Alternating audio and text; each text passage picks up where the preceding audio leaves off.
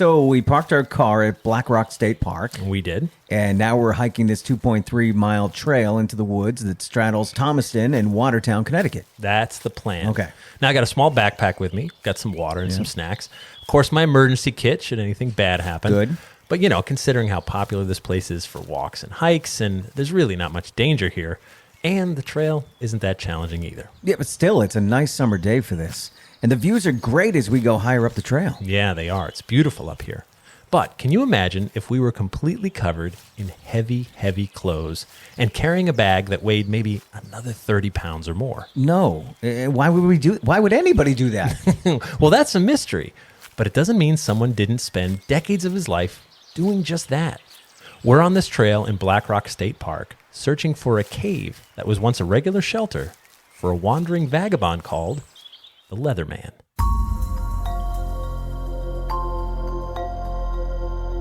Hello, I'm Jeff Belanger. Welcome to episode 357 of the New England Legends podcast. We're on a mission to chronicle every legend in New England one story at a time. And I'm Ray Auger. Thanks for hiking along with us. Please be sure to subscribe to our podcast wherever you get your podcasts because it's free.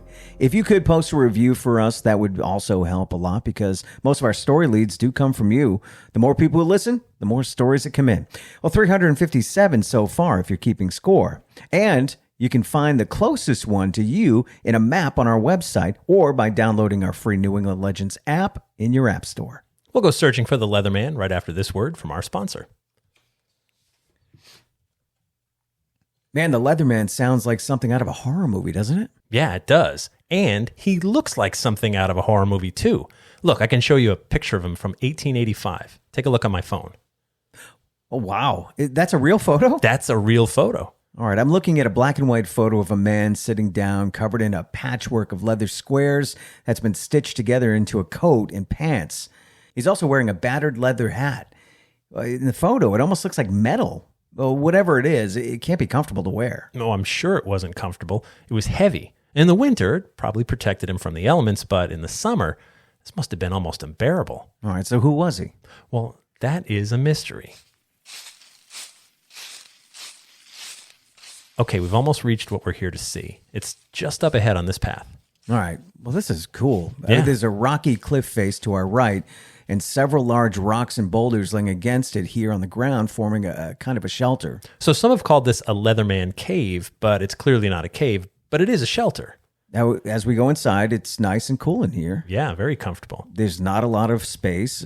I bet if we had to, we could fit maybe, 10 or so people in here in sleeping bags. Sure, so plenty of room for one, right? Absolutely. So imagine a small campfire in here. The smoke has a place to go up and out the sides of the stone roof. And in the winter, as the fire heats up the stone walls, it's probably pretty cozy. Yeah, I could see that. I mean, not quite the Four Seasons, but not bad. This is where the Leatherman lived? This is where he lived for a night about every 34 days. So roughly once per month. Right. Now, where was he the rest of the time? He was walking, always moving in a 365-mile loop. Go ahead, check out this map. All right, got it. He'd go across the top half of Connecticut, through towns like Ridgefield, Danbury, over to Waterbury, here in Watertown, over to New Britain. Then he'd follow the Connecticut River south to Connecticut's southern coast through Saybrook, Guilford, New Haven, Derby, Bridgeport, Greenwich, and then on across into New York State, into White Plains, over to Ossining. Then he'd follow the Hudson River up north to Peekskill, Brewster, and then back into Connecticut around Ridgefield, and then go all the way around again. 365 miles. That's incredible. And he kept this up for more than 30 years. So let's head back to the year 1885 and meet the Leatherman. It's the summer of 1885 here in Connecticut. Grover Cleveland is president of the United States. The Civil War is getting to be a distant memory now as America moves forward. Here in Watertown, Connecticut, it's a hot one. It's early in the morning here on the trail that leads up to one of Leatherman's shelters. Hey. Yeah. I see him coming out of his cave.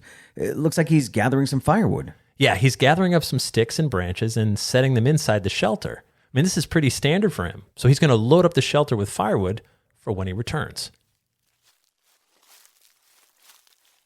With the wood gathered, the Leatherman is off carrying his leather bag. It's still early, but you can tell it's going to be a hot one today. Hey, he's coming toward us. Hi. Hey, Hello. morning. He doesn't have much to say, does he? No, he doesn't. And that's the way it goes with the Leatherman. He gestures, he grunts, but he's not much for talking. Let's follow him. All right, we're heading down the trail toward the east. As the sun gets higher, the temperature is rising. I mean, I'm starting to sweat. I can't imagine how this guy feels under all that thick leather. It's got to be brutal. The Leatherman mostly sticks to the same path for 365 miles. He's averaging, 10 to 12 miles per day. Could you imagine the cardio shape he's in? Yeah, right? At a normal walking pace, that's maybe 6 or 7 hours of walking per day. And that includes rain, wind, snow, and anything else New England weather cares to throw his way. I can see a house up ahead. Looks like a small farm. Yeah. So the Leatherman's heading toward the house. Whoa, look at that. Yeah, I see it. Now, a woman just stepped outside holding a plate of food. It's almost like she was expecting him. The Leatherman is nodding and grunting at the woman. She smiles back, and now he's sitting down on a nearby tree stump to eat his meal. When he finishes his meal, the Leatherman hands the plate and fork back to the woman, who didn't say much of anything. She just kind of sat there on her front steps to keep him company. The Leatherman just nodded his head again, and now he's off. And the kind woman just went back inside her home carrying the empty plate. With his belly full, the Leatherman is heading east again towards Thomaston. Hours go by. The Leatherman doesn't seem to have any purpose other than to walk to his next stop. It's pretty clear he knows where he's going. I mean, he knows the trails, he knows the roads. He avoids the marshy, swampy areas, and by the time the sun dips low on the horizon, the Leatherman is approaching another farm. I can see what I assume is the owner of a farm raking up some hay near his barn. When the Leatherman gets close enough to be seen, the farmer nods his head towards the barn. And with that, the Leatherman heads into the barn and lies down in the hay. So he's not staying in caves every night. Though no words were ever spoken to the farmer, it's clear they knew each other, and this is routine for them. I can see the Leatherman settling in for the night. All right, I just had a quick chat with the farmer. He says he doesn't know the man by any other name but Leatherman. He said if Leatherman does speak any English, he didn't use it with him. The farmer also said he's offered to let him sleep inside the house, especially in the winter, but the Leatherman always shakes his head. He's more comfortable in the barn. Says he comes around just about once per month like clockwork. So it goes. A night in someone's barn, another night in a cave, or sleeping outside if the weather's nice enough. And he has plenty of people who have a meal waiting for him when he comes around. He's been traveling this route for almost 30 years now. But who is he and where's he from? The most common story that people tell is that he was born and raised in France. He fell in love with a young woman whose father owned a leather tanning factory. The girl's father brought his future son-in-law into the family business, but the young man made a business gamble that didn't go his way. And after ruining the family business and his chances with a young woman, the broken man made his way to America and started walking. And they say he's been walking ever since. I mean, think about it. He started this endless journey between the Connecticut and Hudson rivers around 1857. That means the Civil War came and went while he was just walking. Obviously, no one thinks he's a danger to anyone. They know who he is when he comes around, and folks take care of him, either out of charity or pity, or maybe it's just what you do. If you can help, you help. Now, a few years back in 1879, Connecticut passed a, quote, tramp law, which made it illegal to be a wandering vagabond. But clearly, the Leatherman has some fans because 10 different Connecticut towns passed their own town ordinances exempting the Leatherman from the new law. And all the while, the Leatherman keeps walking his 365-mile circuit. More years and more miles pass. It's now 1888, and the Connecticut Humane Society has the Leatherman arrested. They don't want to put him in jail, though. They want to give him a health checkup and get him on his feet. After determining that the man is sane but suffering an emotional affliction, he's given some money and allowed back on the street.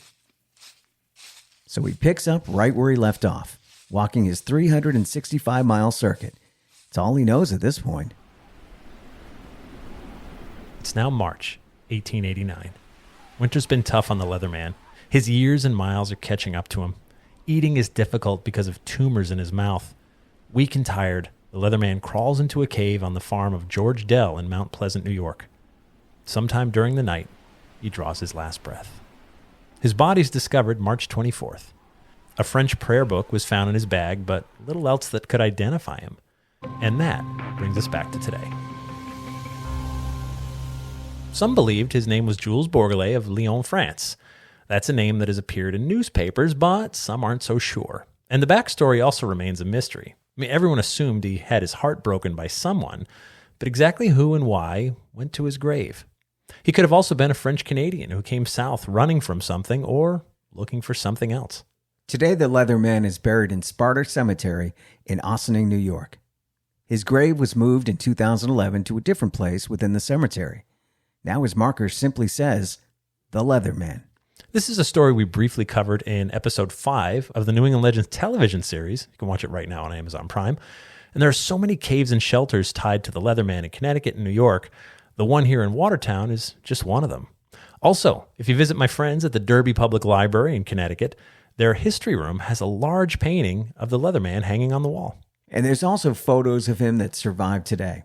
Though a lot of his life will remain a mystery, we do know he was a broken-hearted vagabond who won the hearts of many people along his endless route.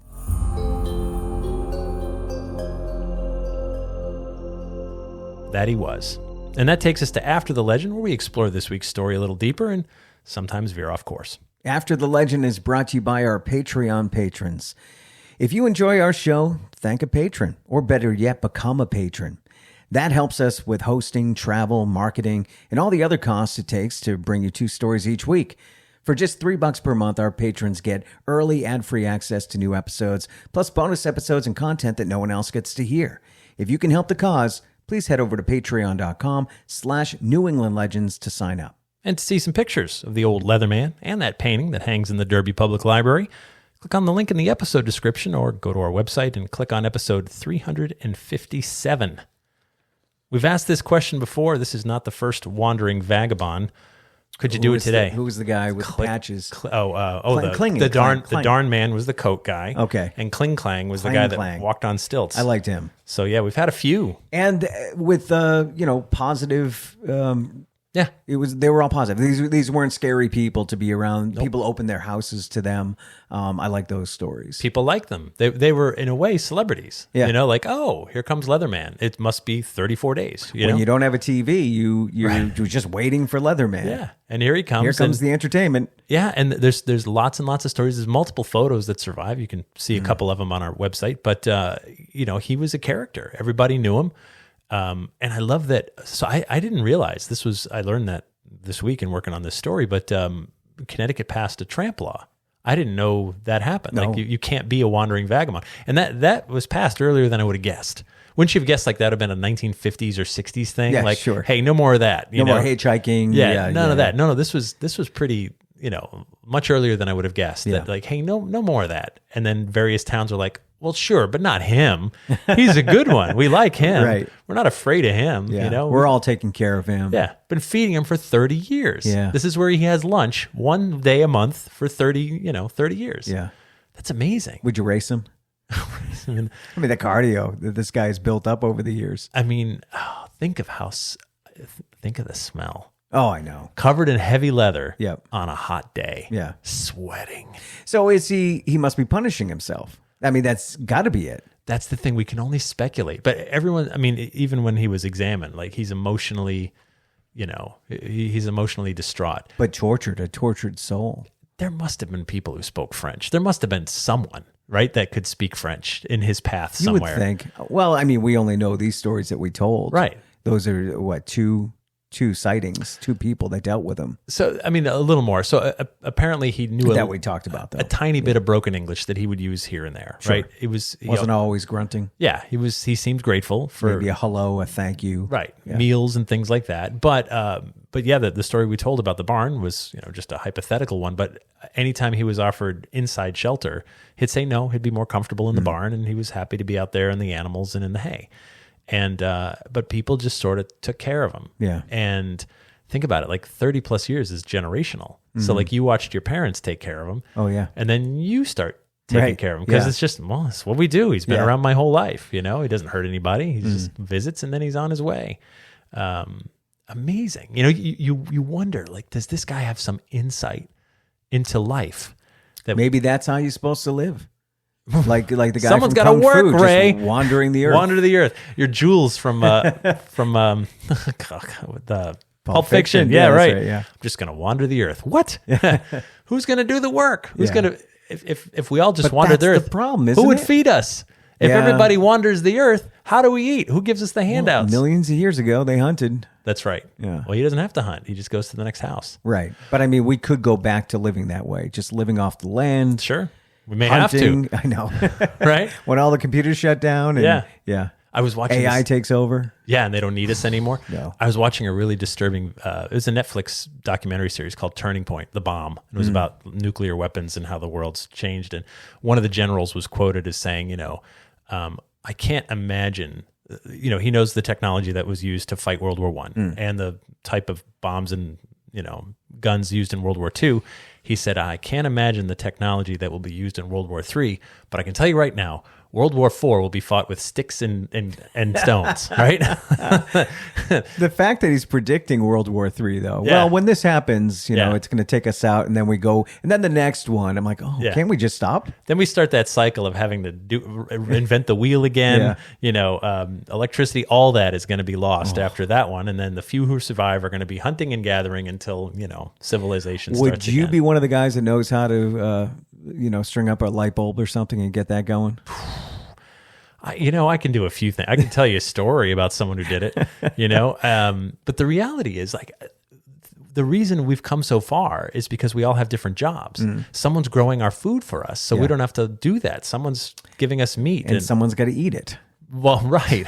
So we're doing That's our a part. job, yeah. Yeah. So someone can go invent the iPhone because they don't have to, hunt and gather all day. I guess we could be the entertainers. I mean, Well, I think yeah. the world's going to need entertainers. That's all we got, Ray. I know. I'm trying to think of what Yeah. I could lend to society. Hunt? I don't know. Gather? I mean, in the store, sure.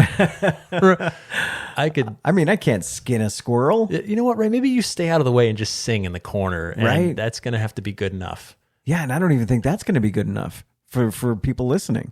So I don't think I'll hold on to that job either. Yeah. You're like, Dang. yeah.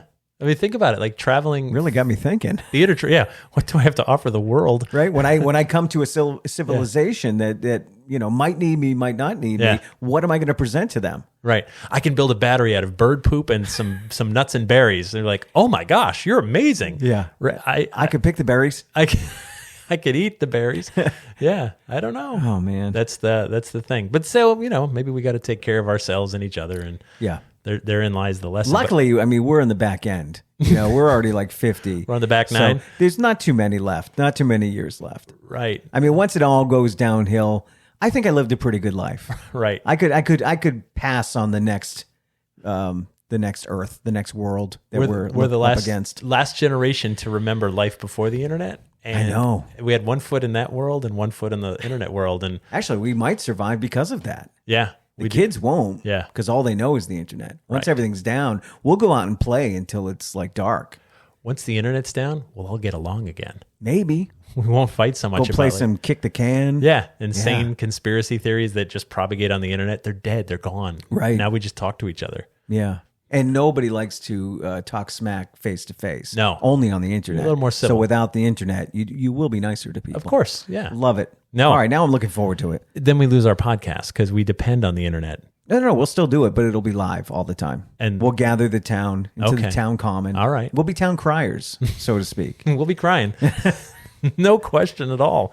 But yeah, no, you do wonder with someone like, of course, I don't think you could do it today. I don't think there could be a Leatherman walking all those miles and being taken care of by strangers. We wouldn't trust them. Right out of the gate, we wouldn't trust them. Sure. But Unfortunately. But at the same time, folks like that did leave a mark.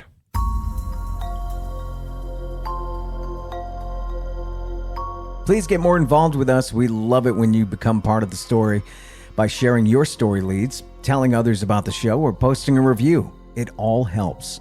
We're a community of legend seekers, and we're glad you're with us. Also, our first New England Legends live show is coming up September 21st at 7 p.m. in Milford, Massachusetts. Tickets are only $20 and available online through our website or the link within the episode description. We'd like to thank our sponsors. Thank you to our Patreon patrons. And our theme music is by John Judd. Until next time, remember, The Bazaar is closer than you think.